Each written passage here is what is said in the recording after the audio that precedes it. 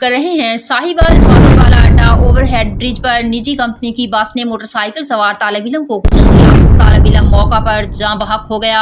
आपको बताते चलें, ये वाकया पेश आया साहिवाल में, जहां निजी कंपनी की बस ने तालिब इल्म को कुचल दिया। नौजवान मौका पर जाँ बहक हो गया है।